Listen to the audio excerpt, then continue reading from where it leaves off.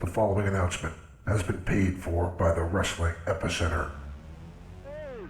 Hey guys. Hello, ladies. Remember me? Let me talk to you, dummies. It's now time It's Vader time. TikTok. It's showtime! for the longest running wrestling talk show in history. We are huge. It's gonna be cool. You're where it's at. You're smart like me. Tune in each and every week. You better keep listening, or I'll come out of your computer And turn it on for you. or else I'm gonna kick your stinking teeth in. We've been known by a few names. The needs of the many far outweigh the needs of the few. The Interactive Interview, Interactive interview. Oh yeah. Interactive interview. The interactive interview. Interactive interview. The interactive interview. The Blaze, Blaze 1260 AM. The Blaze. The Blaze. Blaze. The Blaze rock. Interactive Wrestling Radio, Interactive Wrestling Radio. Interactive Wrestling Radio. Interactive radio. Interactive radio. Testify. Interactive Wrestling Radio. and a lot of other names. Weekend Warriors of Wrestling. The Pile Driver. The Pile Driver.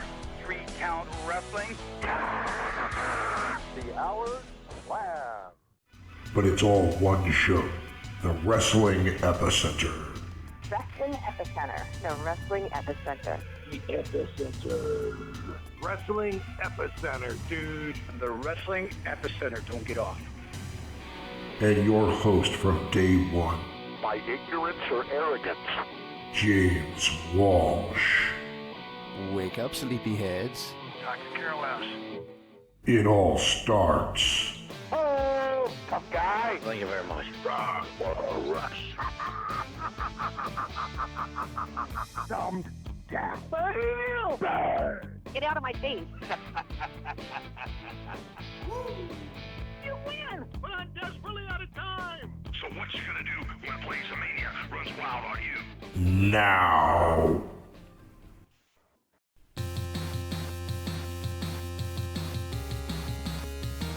Wake up, sleepyheads. It's party time. I guess this is the only way to get my voice heard on this episode of Interactive Wrestling Radio because for the third time in a row, I wasn't called to ask a question.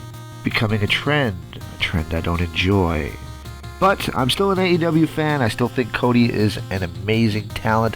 I have no ill will towards this. I just want to get my question in. That's all, guys. Anyway, this is the AEW Media Teleconference call with Cody Rhodes. Cody, if you will, the American Nightmare. And I hope you guys enjoy listening to the myriad of questions. They're ranging from good and bad, all about all elite wrestling. Hope you guys enjoyed this one. Remember to check our archives out. We have the Full Gear conference call with Cody, as well as the original one to promote the first Dynamite, available in the archive section. We also have interviews with Dusty Rhodes from 15 years ago that you can hear in the archives at WrestlingEpicenter.com. Be sure and follow us on Twitter at W Epicenter. On Facebook at Wrestling Epicenter, and on YouTube you can subscribe to IWR Interactive. Hope to get my questions asked with one Cody Rhodes at some point. Huge fan of AEW and of Cody. I don't know what to do, guys. I try my best. I leave work early and I just don't get the chance. I'll keep trying. No ill will. We're going to make this thing work. Let's get to the interview. Hello, everyone. Thank you for joining today's media briefing with Cody, Executive Vice President of AEW. All phones will remain muted for the duration of the call. We will open lines individually at the end of the opening remarks for any questions you may have. If you would like to ask a question, there is a hand icon on the go-to dashboard. Please click the icon to indicate that you have a question. We will unmute lines and announce your name as hands are raised to allow you to ask your question, but again, only at the end of the opening remarks. We will control the mute and unmute for all lines. Your phone must be unmuted on your end to allow us to open your line to ask a question. Once you have asked your questions, we will mute your line again to avoid any background noise. If you have another question, please click the icon again. You can also type in a question anytime during the presentation in the question section on the dashboard. We will address those questions during that question and answer time also. I will now turn the call over to Jim Woodcock. Thanks, Robin. Thanks for everyone for joining this afternoon or this morning, wherever you may be. Tomorrow night, AEW will air its 20th episode of AEW Dynamite live from State Farm Arena in Atlanta. The show marks AEW's debut in Georgia and signals a full circle moment for the Rhodes family, who call Atlanta home. Since you last spoke with Cody in November, AEW has continued to make an impact well into 2020, including a newly announced 3-year extension with TNT to broadcast the weekly AEW Dynamite shows. Also later this month, Cody will take on MJF in the highly anticipated and sold out AEW Revolution pay-per-view event in Chicago. But first, as you well know, he must face Wardlo in a steel cage bout tomorrow night in Atlanta. So with us today to discuss the current state of AEW is Cody, Executive Vice President of AEW. So without further ado, let's turn the call over to Cody for some opening thoughts, and then we'll open the lines for your questions. Hey everybody, I'm thrilled for an explosive show tomorrow night. This is my hometown, State Farm Arena, formerly Phillips, formerly the Omni. I have a great deal of history here as a fan and my family as performers and competitors. AEW's had a great start in 2020, including the 3-year TNT extension. We're on a great roll. We've sold more than 100,000 live tickets in 2019, gaining more momentum across TNT's properties. We've, reached 37 million people, and I can't wait for Revolution. But this Atlanta event has popped up in a lot of people's hearts, and the synergy around the city is it's really felt like this about wrestling here in Georgia and here in Atlanta in a long time. So it's just special to feel, and I wanted to be able to touch base with the members of the media and the wrestling media, because I enjoy these media briefings that we have a great deal, and I've always tried to give you guys as much information as I can about AEW. So with that said, let's get to some questions and have some fun. Thanks, Cody. We're going to start off with Nick Hausman of Wrestling Inc. Nick, are you there? I'm here. Hi, can you hear me? We can. I can hear you. Hi, Cody. Thank you so much for taking the time today. Thank you. Well, I wanted to ask you something that's from a couple months back, actually, or not too much, I guess last month now. But Bash at the Beach, did you ever hear anything from WWE Legal regarding the name? And can we expect to see more WCW-themed events in AEW's future? Well, as a lot of people know, and it's sometimes reported accurately and sometimes not reported accurately, I have a good deal of trademarks to my name. Some of them are former WCW events. I'd actually say, though, it's unlikely you see many more of those. Maybe one, wink, wink, wink. But I honestly think it's so much fun to have this EVP core and to have Tony Khan, this kind of creative brain trust, to come up with our own stuff. Bash at the Beach was just meant to be something fun. It wasn't meant to offend anybody, and it wasn't done in a bitter way. So it's possible. You could see them. I have those, and I continue to trademark things that I think my dad had a deal in, had a hand in creating. But that's more about protecting his legacy for my mother. Who's the, not everyone knows this, but she controls his estate and everything goes to her. There's no money in it for me or for Dustin, anything like that. So maybe you'll see one, and I'm winking heavily, but I don't know about Bash at the Beach or the others. Thanks, Cody. I'm going to read a question that came in online here from Darren Paltwitz from Sportskeeda. It's a two-part question, Cody. First, in your opinion, who is the most underrated person on the current AEW roster? And number two, as someone who grew up around wrestling greats, did you ever have any encounters with the Macho Man, Randy Savage? Well, yeah, that's a great question. I had a lot of good interaction with Randy Savage when I was a kiddo, and I was a big fan of Randy, and I always appreciated he sounded and acted and was the Macho Man or the Macho King when he was around me. I think he knew as a kid that I enjoyed, he called me Code Man, and I loved that. And even my mom, for that WrestleMania that happened in Toronto, my mom stood in for Liz because Randy didn't want anyone to know Liz was going to be there the next night when my dad had brought Liz as part of him and Sapphire's act for that mixed tag with Sherry. So they had a good relationship, particularly because my dad was on the more dominant side of that relationship early on, but not unlike Ric Flair, as the Macho Man became a household name, the paradigm shifted. And to see how they worked with each other, from when Savage was a kid in the stands at Florida Championship Wrestling or Championship Wrestling from Florida to when you're at WrestleMania and it's Macho's house. It's unique. Bruce Pritchard has a lot of great stories, but if you know Bruce, half of it's made up, but it's all entertaining.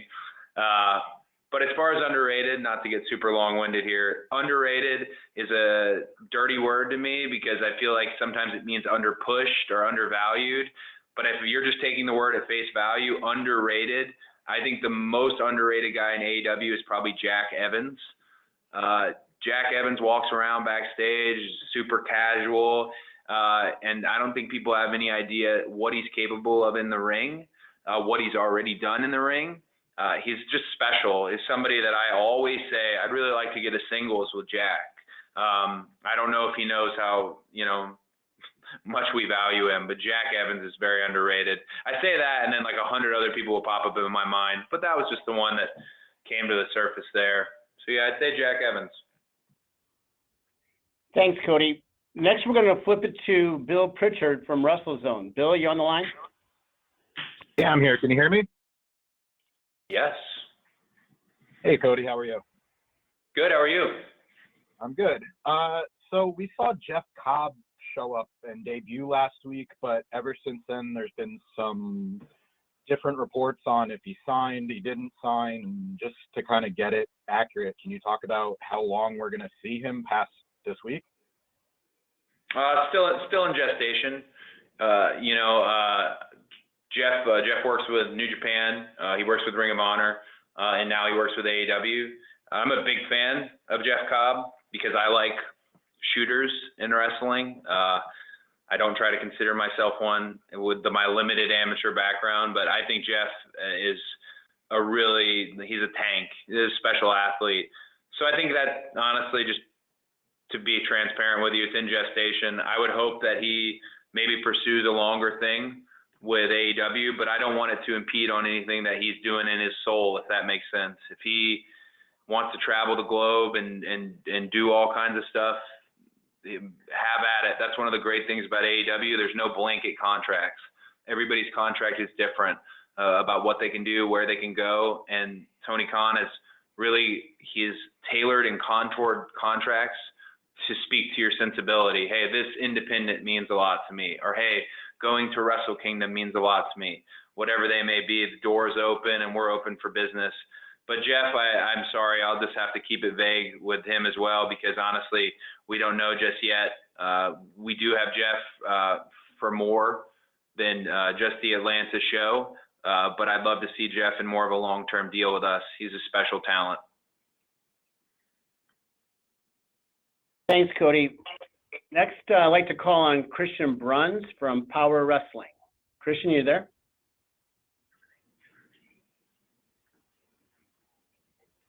Christian?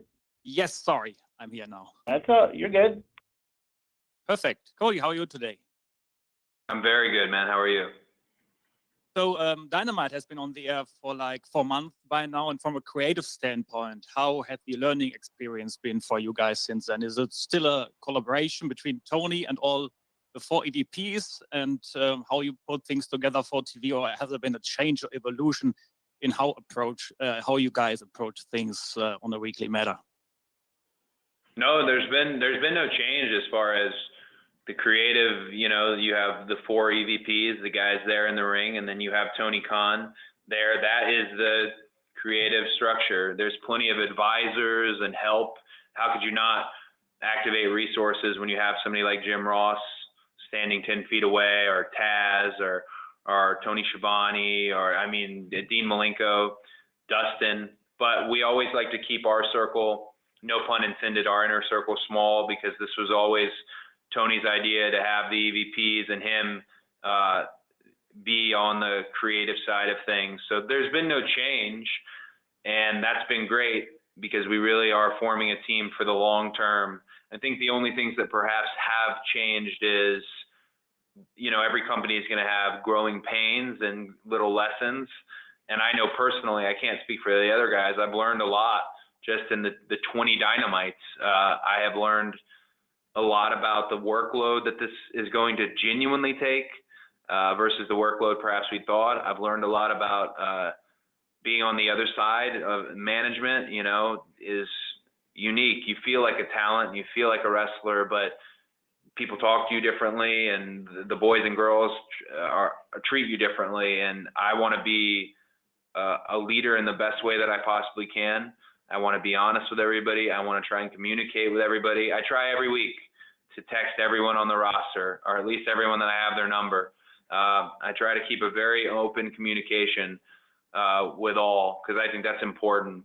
But those are just lessons for me. Mainly, I learn something new every day. I'm surrounded by really smart people in business who let me sit in the room with them and make decisions. So I'm glad it hasn't changed, because it speaks to the mission we set out on in the first place. Thanks, Cody, and thanks, Christian. Next in the line, coming up, is Connor Casey from Comic Book. Connor, are you there?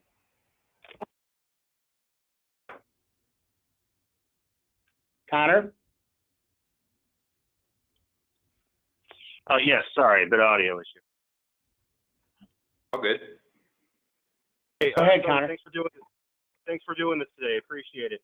Thank Just you. wanted to get your thoughts on return to Vegas for Double or Nothing. I know Tony's talked about returning to certain spots every year for pay-per-views. Just want to get your thoughts on that. Well, the MGM Grand's a magical place.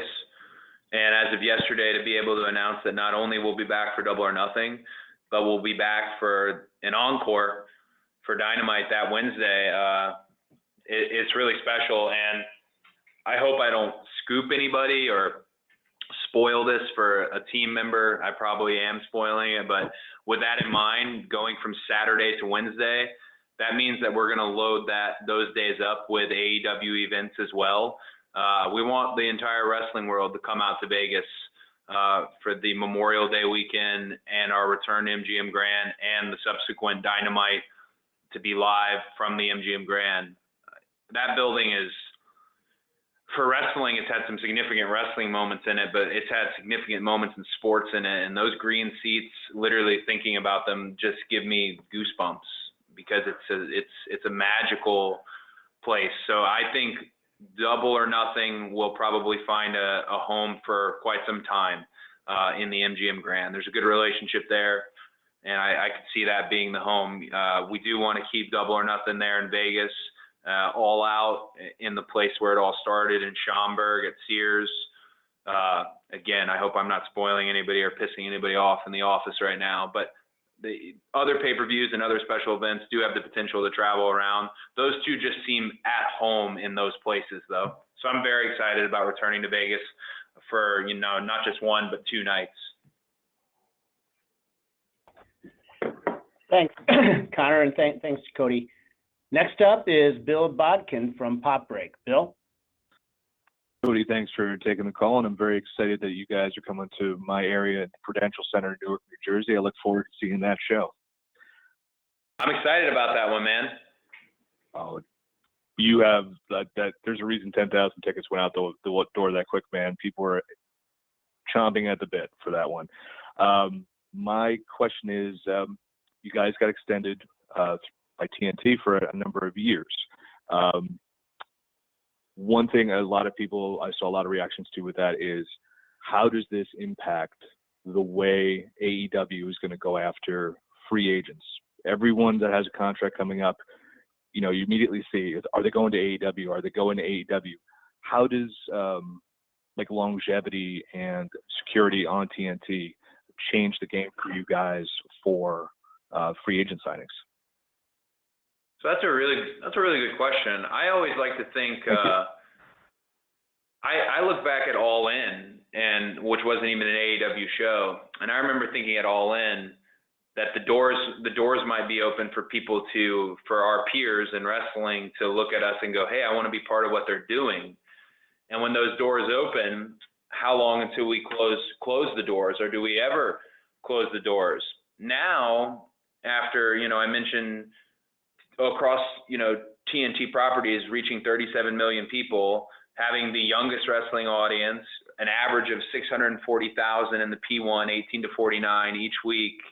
Now I feel like if you say to us, oh, this thing you're doing is working, it's kind of trying to think of a PG way to put it, but yes, the revolution is real and it's supported, and we're loving every second of it.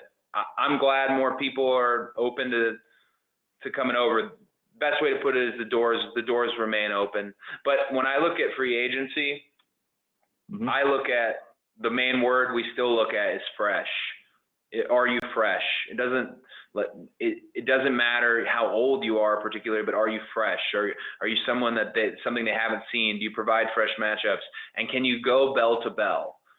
Because we would be doing ourselves an injustice if we picked up a great deal of free agents that don't have the ability to go bell to bell, because we still are a bell to bell wrestling company. But the doors are open, and if more people look at what we're doing and the cascade of events that's happened in wrestling because AEW started, that makes me happy. That means more of my peers and more of the people who I share these bumps with are getting paid more, are taking care of their families better.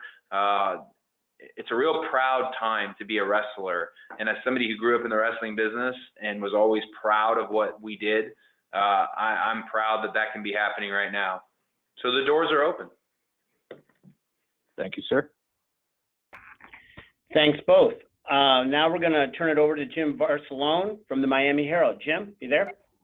Yes, I was curious on the scouting of talent and how that process goes about. And also, is there a training facility in place for AEW talent coming in, or is that something down the road? So as far as scouting of talent goes, that's become something that we're talking about, lessons I've learned on this very call. I know that me and Taz want to take a trip to the NCAA finals for, you know, collegiate, for folk style wrestling.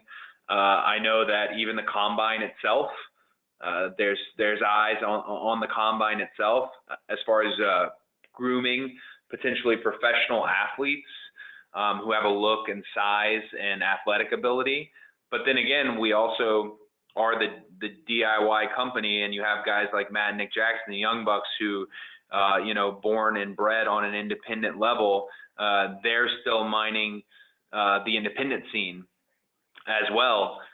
So our eyes are open to all. You know, I mentioned the NCAA tournament, but at the same time, you're looking at the hottest independent acts, All Pro Wrestling, for example, in Northern Cal and all around the globe, Defy, all those good places. As far as training schools go, I am now somewhat in. You guys will probably find more news about this in the next month. I've now kind of taken to a leadership and ownership role at the school in Norcross, Georgia, which we dubbed the Nightmare Factory. It's a big mural put up. It's great. I've taken a leadership role there, and that's where Sadie Gibbs is going to be training. That's where Anthony Agogo is going to be training. It is not affiliated with AEW other than its affiliation with me. So maybe potentially could grow into a full-time situation, but we don't have that many trainee wrestlers at the moment. Maybe we will one day, but right now everyone for the most part is fairly seasoned or not nursing an injury, but the facility will be open to all as far as AEW is concerned. Just this past weekend, Dean Malenko held a seminar, and 85% of the roster voluntarily showed up So it seems like if we're willing things into existence, which is kind of my whole MO, it seems like maybe potentially that spot will become a part of AEW in the future. But for now, it's my own thing and a place for people to get reps in and train and people to nurse injuries and rehab and come back. Thanks, Cody. I'm going to now go online here. We'll take a couple questions from some of our guests online here. The first one from Kristen Ashley from Bell to Bells. She'd like to say congratulations to Nyla Rose on winning the women's title. It definitely signals the start of a new path for the women's division. Are there any other future plans for the women's division at this time? I mean, the women's division is it's growing. I actually would say that, when you hear kind of the natural criticisms and you hear the good things about your show, you hear the things people don't like, and you got to keep your ears open. You can't be closed-minded to it. One thing that is going to take time is the women's division. In particular, it's merit-based show. It's a merit-based wrestling show, and the best wrestlers are going to wrestle on that show. And I think we have some of the best wrestlers and some of the best women's wrestlers. I'd really like to see Big Swole emerge. Britt Baker is on absolute fire. Nyla Rose becoming the second AEW Women's World Champion. An amazing moment and maybe the best match on the best show we've done all year. So that speaks to, the talent level of Nyla and Riho and that international involvement that will always be there as far as bringing in the Joshi talent.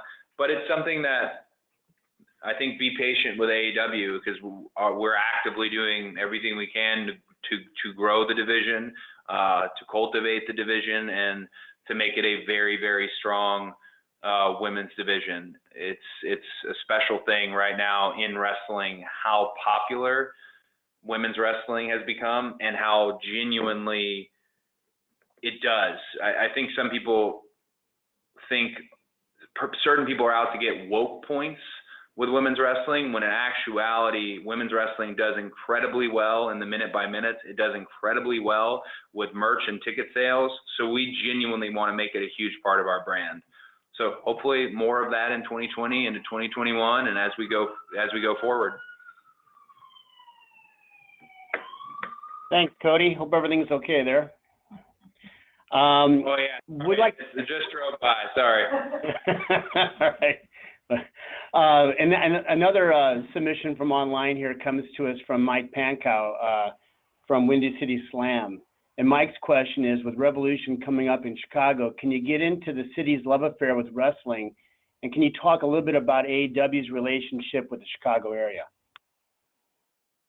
I mean, it's all right there as far as Chicago was the first place that me, Matt, and Nick with All In wanted to, we wanted the best chance to succeed, and we thought Chicago would be the city for it. And we technically weren't even in Chicago, as we were in Hoffman Estates and Schaumburg with the Sears Center.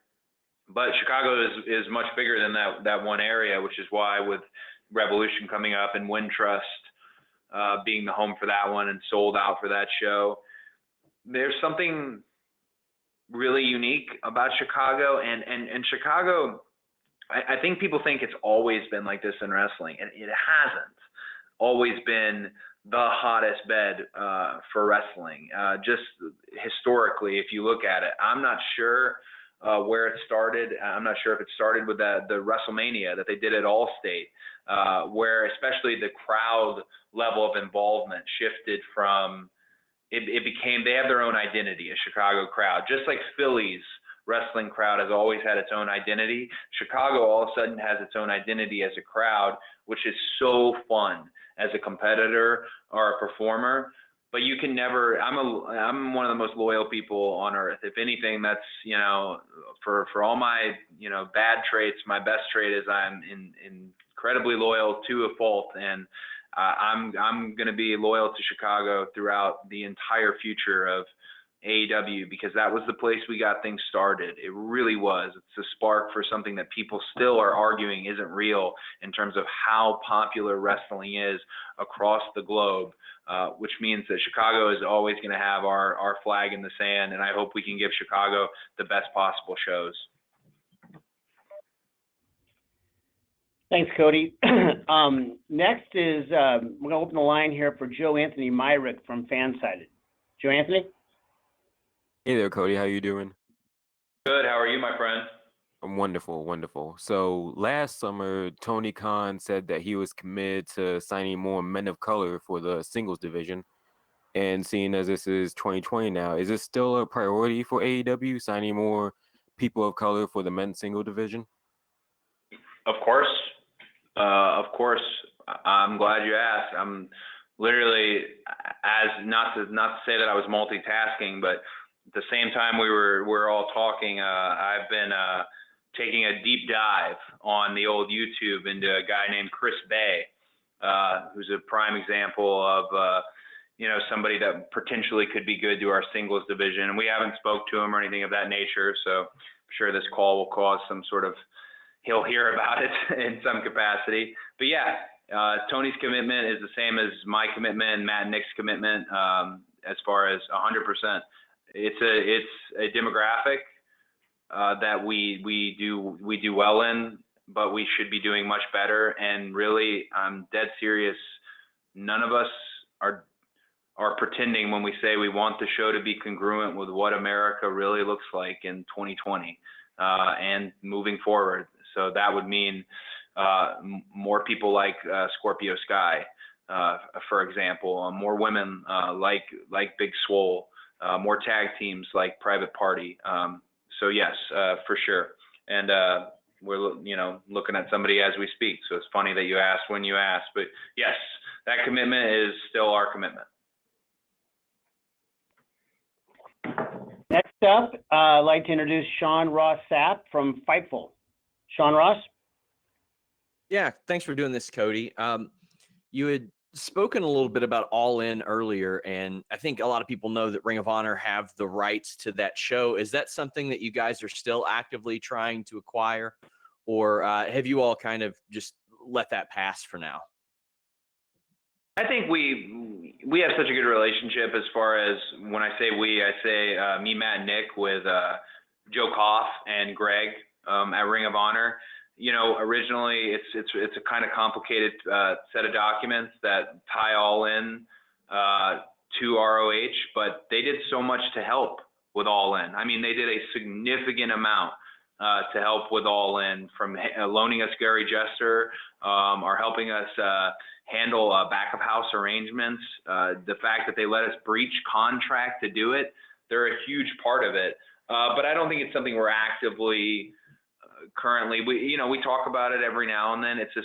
It's a really, I don't want to sound just super romantic because it'll also sound naive, but I was there, man. I lived it. I felt that in my heart, that building, that moment. The businessman in me kind of forgets that we probably should get our hands on it just because it's still so fresh and such a great thing that happened for wrestling. And I know that if we came to the table with Greg and Joe, we would be the first person, if they ever thought about unloading some things, we would be the first people they would talk to, because they're men of their word, as are we. And that would be a nice conversation to have. But right now, it's just something we've let pass. We've been so focused on AEW and creating new All-Ins as we go. And the name All In doesn't belong to ROH. The name All In belongs to Killing the Business, which is, Matt and Nick and Dana Massey. So who knows? Really, it's a good question. But who knows what the future holds with that? Thanks, Cody and Sean Ross. And now I'd like to turn it over to Richard Fan from Pro Wrestling Torch. Richard, are you there? I am, thank you. Cody, my question, I see a listener from a reporter from Fansided had asked about representation, but you had mentioned earlier the idea of woke points and how to avoid that trap. How do you all as a company avoid being so diverse, trying to provide for so many people while also facing some of that criticism, fairly or unfairly, that you're doing this to be in the spotlight for doing it rather than doing it for its own sake? Well, I think you just have to lead with your content. And your content is what speaks to who you are as a company. You know, who's out there front and center on Dynamite versus making it a big marketing campaign. I mean, there's plenty of things that you can create a marketing campaign around that still do mean goodwill, and that there's nothing nefarious in that. But I just think you have to lead with your content. I think most viewers, you know, I mentioned we have the youngest wrestling audience in all of the, you know, top 20 new cable series that we were lucky enough to fall into. I think most viewers are smart enough to smell when something is being done to check a box and for a publicity's sake versus just leading with your content. That's why you don't see that many statements made by the EVPs or Tony every week after a show, because who we really are shows on Dynamite. And that's how I think you avoid making it all some PR shill versus no, this was the best call because these are the best wrestlers and this is the best show. Thanks, Cody. Next up is Ryan Satin from Collider.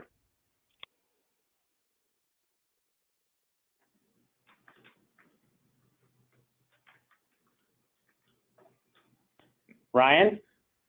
Doesn't sound like Ryan. Hey, can you hear me? Hello? Hello? Yeah, there you are. I figured it out. Hey, what's up, Cody? A hot mess, Ryan Satin, man. How are you? I'm doing all right. I'm not used to doing this on the computer. I'm still old school, usually doing it on my phone. So I know you've talked a little bit about Nyla Rose here, but what did you think about Val Venus and some of the criticism that he was throwing your guys' way for putting the women's title on Nyla Rose? I think it's just disappointing. You know, if you're somebody that perhaps grew up liking Val Venus, you know, I don't know. He was kind of like the Disco Inferno of WWE. I don't know if anyone really knows who Val Venus is anymore, but it's disappointing because I don't think he actually means the terrible, awful things he's putting in writing. I think he's just trying to get a booking, and we're not booking Val Venus, and you're not going to be booked anywhere near us. And it kind of goes to the last question as far as that's why, you know, if you guys online, so many of you have an online presence who are on this call. The real way to end some of this bigotry and transphobia and this negativity is don't hit the ball back. Don't stop. You know, and we all know who we're talking about here. They're the same people who do this. When we hit the ball back, you give them oxygen. And I'm not giving Val Venus any oxygen when it comes to Nyla Rose. Nyla Rose won the Women's World Championship because she was the best woman. She was the best woman at AEW, and that's just it. So yeah, I think we should all, if we take anything from this call, to stop hitting the ball back to those people, because it's just, man, think about it. It's 2020. You know, everybody should love everybody. You know what I'm saying? In some capacity. I know that sounds super hippie of me, but it's just how I feel today. Thanks, Cody. Next up is Zach McGibbon from TSN in Canada. Zach?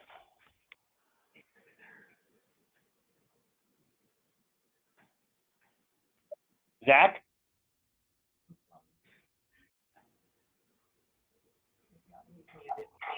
Can you hear me? There you go. Oh, there you go. Figuring this out as well. I got a two-part question here. First part specifically about Canada. I was wondering if there's going to be any AEW events coming to Canada in 2020. And second question, sticking with Canada, how has the television been in Canada for you guys? Are you impressed with the ratings that are coming in for Dynamite on TSN? TSN's been an incredible partner, and they really let us lead, and they plug in for us and stream us across, you know, our border there to the north. I for sure would hope we're coming to Canada. I mean, when I think Canada and wrestling, I've had some wonderful memories in the Bell Center there in Montreal. In wonderful memories. I know it's not Rico anymore, but Rico, and then the ACC, and then Northwestern, you know, over there in the Vancouver and the Victoria, and even Abbotsford. Oh man, you can never go wrong in Abbotsford. So I would hope there's a strong presence in 2020. I know it's definitely something that we're talking about. It's not something that is off the table. I would hope there's a strong presence for Canada in 2020 as far as an actual live show. I think the first one, and I could be totally wrong, so don't get mad at me if you live there and I screw this up, but I think the first one will very likely be Toronto. But I'm a big fan of the Pacific Northwest as well, because I've done Abbotsford and then Victoria and Vancouver, and they're wonderful places. And I would just love our roster to be able to go and perform in that, that part of the world. So I could see 2020 having multiple Canada shows. I'm gonna, as soon as I get to the building tonight, get yelled at for saying that, because we don't currently have them on the books, but we have discussed them. So, and our schedule as far as the live event buildings is not entirely mapped out. I would hope Canada. I have a great love for it as far as the type of fan they are. Plus, Chris Jericho being from Winnipeg, you can't miss there.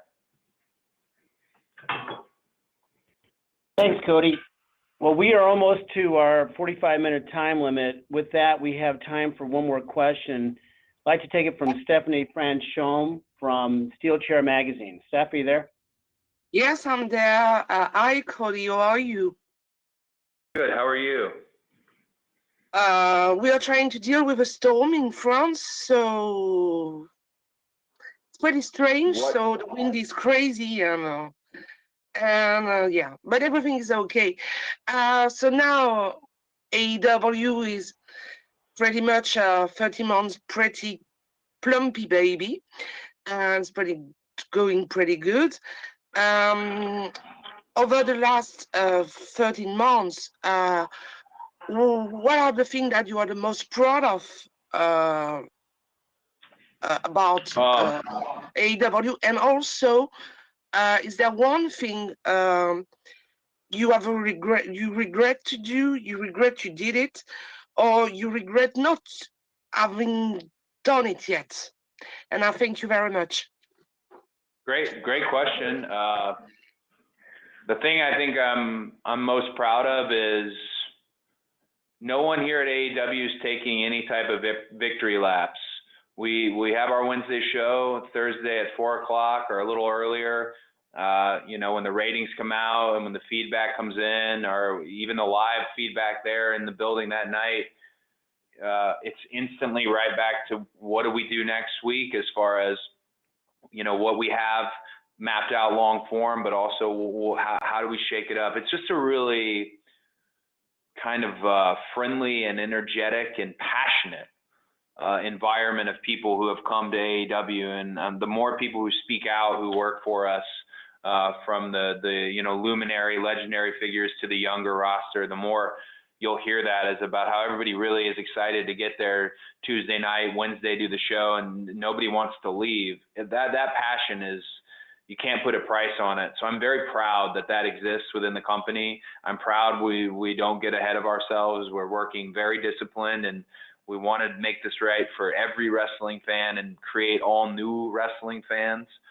As far as regrets, I don't think I have a single regret about this. And I'm one of those who does have regrets. You'll never hear me say no regrets, but in this case, I don't have any regrets about AEW. It's gone so well, and people who've come to the events, they can feel that from me and the other performers in the ring. So no regrets. I'm very proud of everything, and I'm very proud of where everything is going. Thank you. Thanks, Cody. And really thanks to everyone who joined us here on the call today. And we're unfortunately at the end of our time, but on behalf of everybody, Cody certainly, but also everybody at AEW, we want to thank you for everything you've been doing on behalf of wrestling and certainly AEW over the past year plus, for your attention, your time, and your support. So with that, we're gonna close the call. We will be distributing an audio copy shortly, so be on the lookout for that. Then we'll see you tomorrow night on AEW Dynamite, and then look forward to seeing many of you in Chicago in a week's time or so. So thanks again, and appreciate your time.